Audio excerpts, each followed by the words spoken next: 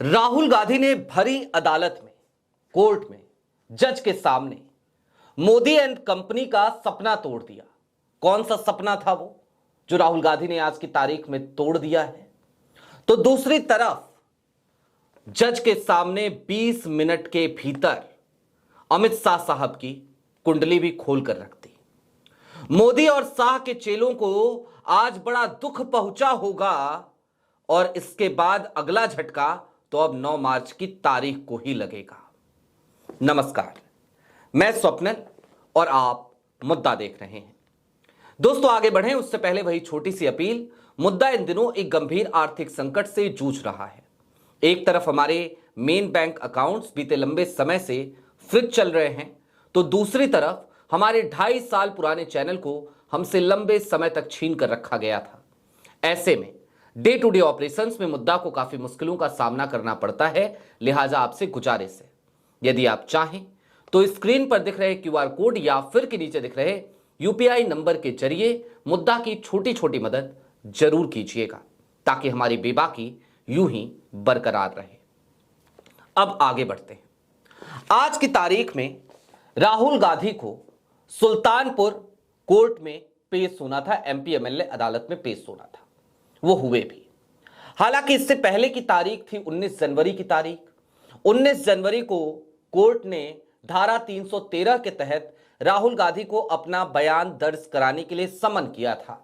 6 जनवरी को समन किया था, 19 जनवरी को बुलाया था। लेकिन 19 जनवरी 2026 वो तारीख थी जब राहुल के काफी सारे कार्यक्रम पहले से तय थे। मसलन केरल में राहुल उस दिन थे और उसके बाद अगले दिन वो रायबरेली थे। लिहाजा राहुल उस दिन 19 जनवरी को सुल्तानपुर कोर्ट नहीं पहुंच सके थे।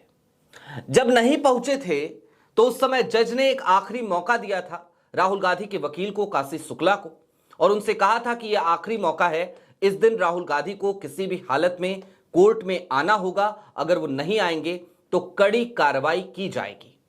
जाहिर सी बात है, अदालत की भाषा यही होती है। ऐसे में मोदी और शाह के चेलों में तो बड़ा उत्साह था ही, लेकिन आज की जो कार्रवाई हुई ना, इस कार्रवाई के बाद एक बड़ा सपना हमें तो लग रहा है कि टूट गया है। सपना क्या था?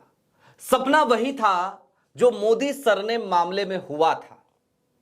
जाहिर सी बात है, राहुल गांधी आज की तारीख में सदन के भीतर सबसे बड़ी मुसीबत बने हुए हैं प्रधानमंत्री नरेंद्र मोदी के लिए।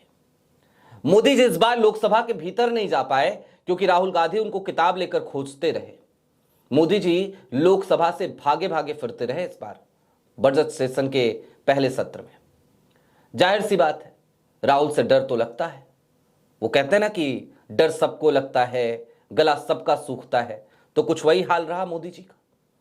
अब राहुल ही अगर सदन में नहीं होंगे तो जाहिर सी बात है, सब मंगल मंगल सा लगने लगेगा, सब अच्छा सा हो जाएगा। और अगर राहुल की सदस्यता कोर्ट से चली जाए तो इससे ज्यादा बेहतर क्या हो सकता है।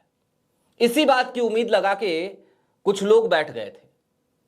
निशिकांत दुबे ने नोटिस दिया है सदन के भीतर, अगर उससे राहुल की सदस्यता छीनी जाएगी तो ज्यादा आफत आएगी, ज्यादा आफत आएगी। लेकिन अगर कोर्ट से छीनी जाएगी तो मोदी और शाह के हाथ नहीं गंदे होंगे कम से कम। अब यह सपना देख रहे थे भारतीय जनता पार्टी के लोग कि सुल्तानपुर की एमपी एमएलए कोर्ट धारा 313 के तहत जब उनका बयान दर्ज करेगी और उसके बाद फैसला सुनाएगी और उस फैसले के तहत राहुल गांधी की सदस्यता रद्द हो जाएगी, क्योंकि राहुल गांधी को सजा सुना दी जाएगी।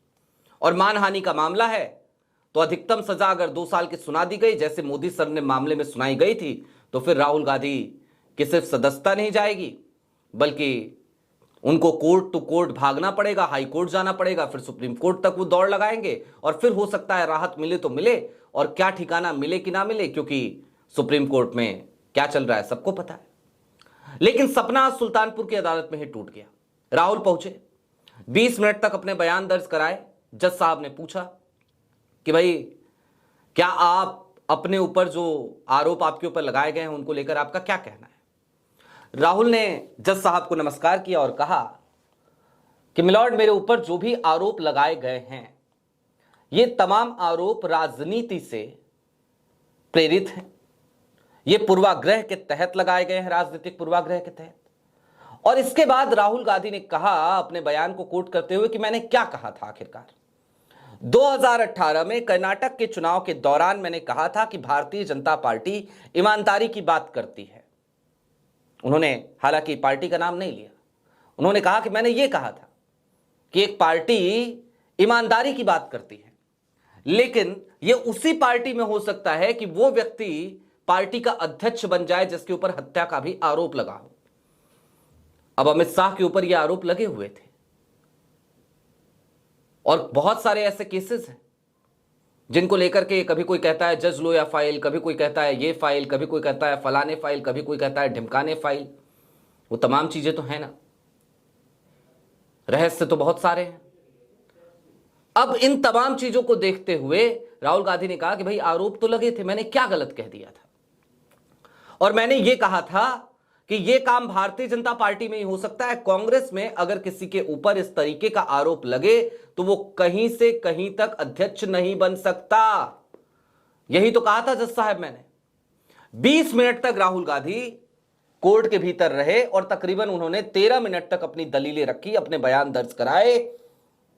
और इसके बाद जज साहब ने कहा कि कोर्ट की अगली सुनवाई इस केस की वो 9 मार्च की तारीख को होगी और 9 मार्च की तारीख को अब राहुल गांधी को जाने की वहां जरूरत नहीं है। अच्छा, अब 9 मार्च को हो सकता है फैसला भी आ जाए, और फैसला जिस दिन सुनाया जाता है अमूमन जज साहब यदि सामने वाला मुजरिम जो है उसका दोस्त समझ में आ जाता है तो कह देते हैं कि भाई 9 मार्च को आप पेश हो जाइए, फैसला सुनाएंगे, या फिर वो ये कहते हैं हमने फैसला सुरक्षित रख लिया। लेकिन जज साहब ने कहा कि 9 मार्च को इस मामले की आखिरी सुनवाई होगी और सबके क्लोजिंग स्टेटमेंट दर्ज किए जाएंगे। अब यानी कि काशी शुक्ला और संतोष पांडे विजय मिश्रा हैं अमित शाह के चेले चपाटे, उनके वकील हैं, और राहुल गांधी के वकील हैं काशी शुक्ला। ये दोनों लोग अपना क्लोजिंग स्टेटमेंट उस दिन देंगे और उसके बाद इस मामले में फैसला आ जाएगा। लेकिन जरा सोचिए, मामला 2018 का अभी तक च्युइंगम की तरह खींचा चला आ रहा है और अब लगता है कि यह मामला अपने समापन की ओर है। अब मैं कुछ चीजें और आपको यहां पे याद दिलाना चाहता हूं, हालिया दिनों की ही। ऐसा ना जाने क्यों मुझे लग रहा है, मैं बहुत ज्यादा एस्ट्रोलॉजी पे भरोसा नहीं करता है, ऐसा नहीं है कि मैं कोई अंधविश्वासी हूं, लेकिन वो क्या है ना, लोग कहते हैं कि यार फलाने के जो सितारे ना वो गर्दिश में चल रहे हैं और ढिमकाने के सितारे एकदम जो है देखो ऊंचाइयों पर है, फलक पे चल रहे हैं। तो आजकल ऐसा ही लगने लगा है कि मोदी जी के सितारे जो अब तक बुलंदी पर थे वो गर्दिश में आ गए, और राहुल के सितारे जिनके ऊपर बार बार हार का तमगा जड़ा जाता था उनके सितारे अब बुलंदी पे। और मैं ये बात क्यों कह रहा हूं, बजट सत्र में जो हुआ उसको भी भूल जाइए, सिर्फ कोर्ट केसेस की बात देखिए। इस जनवरी में और फरवरी में क्या क्या हुआ, 2 मामले। एक तो राहुल गांधी की नागरिकता का मामला, भारतीय जनता पार्टी के वही सूरवीर कर्नाटक के रहने वाले एस विघ्नेश सिसर, नागरिकता के मामले में उनको लखनऊ की बेंच से, हाईकोर्ट की बेंच से बाकायदा फटकार लगी है और वो केस खारिज हो गया है, फिर से खारिज हो गया है। ये दूसरी बार है जब वो केस खारिज हुआ है। इसके अलावा 40% कमीशन मामला फरवरी, अभी हालिया दिनों में 2-3 दिन हुए, कर्नाटक हाई कोर्ट से वो केस भी खारिज हो चुका है। राहुल गांधी को वहां पर भी राहत मिल गई है। राहुल गांधी को एक के बाद एक तमाम केसेस में राहत मिल रही है। दिसंबर में नेशनल हेराल्ड का जो मामला था वो भी रद्द कर दिया गया केस, हालांकि एक नया केस दर्ज किया गया है, देखिए आगे उसमें क्या होता है। अभी तक तो कोई सुगबुगाहट हमें नजर नहीं आ रही है, लेकिन नेशनल हेराल्ड का मामला भी, उस केस को भी रद्द कर दिया गया है। तो राहुल के सारे केसेस एक एक करके रद्द होते जा रहे हैं। वीर सावरकर मानहानि मामले में पुणे की अदालत में, एमपी एमएलए कोर्ट में जो चल रहा है उसमें बार बार सात्विकी सावरकर की फजीयत हो रही है। राहुल गांधी वहां पर भी अपर हैंड पे हैं, बैक फुट पर हमेशा सात्विकी सावरकर हैं। तो कोर्ट केसेस में को ही अगर ध्यान से देखें तो भी लग रहा है कि राहुल गांधी तमाम कानूनी लड़ाइयां एक एक करके जीतते हुए नजर आ रहे हैं। तमाम कानूनी लड़ाइयों में वो अपर हैंड पर हैं, तमाम कानूनी लड़ाइयों में वो फ्रंट फुट पे आकर के खेल रहे हैं और उन्हें राहत भी तमाम अदालतों से मिल रही है। दूसरी तरफ अब जरा ये जो मामला है ना 2018 वाला, चलते चलते इस पे भी थोड़ा सा विमर्श करने की जरूरत मुझे लगती है। दोस्तों, एमजे अकबर के ऊपर आरोप लगा, इस्तीफा हो गया। पवन बंसल के ऊपर आरोप लगा, इस्तीफा हो गया। अमित शाह के ऊपर भी आरोप ही था, उन्होंने भी इस्तीफा दिया था एक जमाने में। आज की तारीख की बेशर्मी देख रहे हैं आप। हरदीप पुरी का नाम एप्स्टीन फाइल में आ चुका है, बार बार आया है। पुरी साहब ने पीसी भी करी, यह भी बता दिया कि मेरी मुलाकात हुई है, हालांकि उन्होंने झूठ बोला, कहा कि डेलीगेशन के साथ मुलाकातें होती थी। अरे जिस तरीके से आपकी और एप्स्टीन के बीच में बातचीत सार्वजनिक हुई है, वो सिर्फ डेलीगेशन के साथ होने वाली मुलाकातों तक सीमित बातचीत नहीं है। वो तो ऐसी बातचीत है जैसे लग रहा हो कि दो ना जाने कितने ही बेहतर दोस्त हैं, कितने ही अच्छे दोस्त हैं, एक दूसरे से रोज एक सुख दुख बांटने वाले दोस्त हैं, वो बात कर रहे हैं आपस में। लेकिन फिर भी उनका इस्तीफा नहीं हो रहा। भारतीय जनता पार्टी के लोग चिल्ला चिल्ला के कह रहे हैं कि भैया इस्तीफा करा लो इस आदमी का। मोदी जी उस आदमी को जन्मदिवस की बधाई दे रहे हैं, इस्तीफे का ई नहीं लिख रहे हैं, रेजिग्नेशन का आर नहीं लिख रहे हैं। ये तमाम चीजें बेशर्मी, बेहयाई, थिथरई यही तो हैं। और इसके अलावा फिर एक और शब्द है जिसका खूब उपयोग मोदी सरकार करती हुई नजर आती है, उसे कहते हैं गलदोदई। अब पूर्वांचल की यही शब्दावली बची है मेरे पास वर्तमान की सरकार के लिए। खैर, कुल मिलाकर 20 मिनट के भीतर मोदी एंड कंपनी का सपना तो टूटा है। राहुल की सदस्यता कोर्ट से आज की कार्रवाई देखने के बाद नहीं लग रहा कि छिन पाएगी। तो दूसरी तरफ अमित शाह साहब, भला उस भक्त का, भला उन विजय मिश्रा का, पता नहीं क्यों आज अदालत में यही सब सुनने के लिए बुलाया था क्या? यही सब सुनने के लिए केस करवाया था क्या? यही सब रिकॉर्ड में दर्ज करवाने के लिए केस करवाया था क्या कि देश का नेता प्रतिपक्ष सीधे तौर पे गृह मंत्री के पुराने जीवन चरित्र को लगे उजागर करने? तो कोर्ट में आज यही हुआ है।